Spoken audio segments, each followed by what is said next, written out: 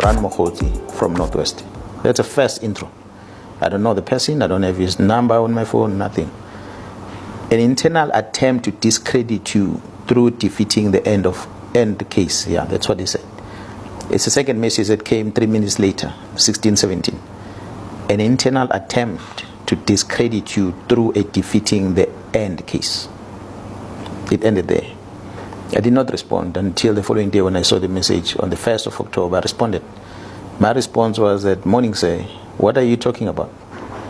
What defeating case are you referring to? And who is behind it? That's a question I asked him. And that was about 7:44 in the morning, the following day, which was on the 1st of October. On the same morning, in the same minute, he responded by writing a word thanks, I assume, but without its TH and X. Thanks. And from there, same time, he sends me a KZN factual report.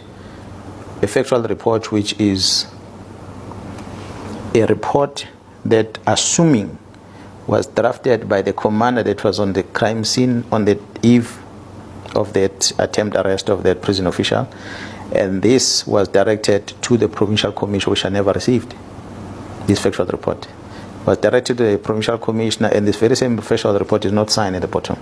Although it's got the name of the member that was in charge, but so it is a report directed to me. It should have been signed, and it's dated on the 9th of January 2024. That was a day after the incident.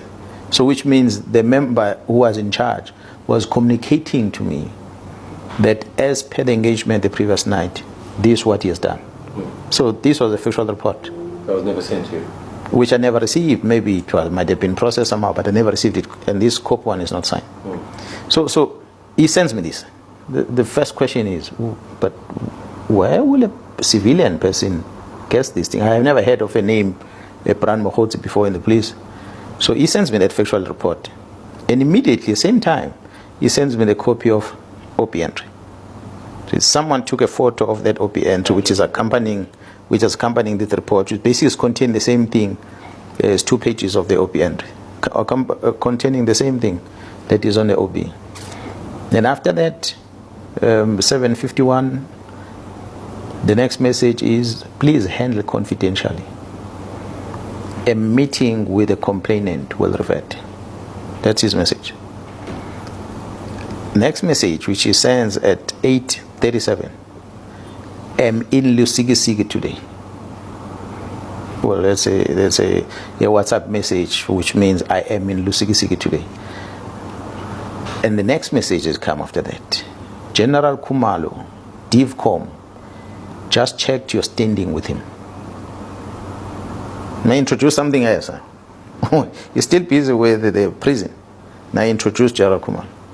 General Khumalo, DivCom, just check your standing with him. Yesterday he pushed a negative narrative about you on the CITs in KZN. Again, the same complainant spoke with him.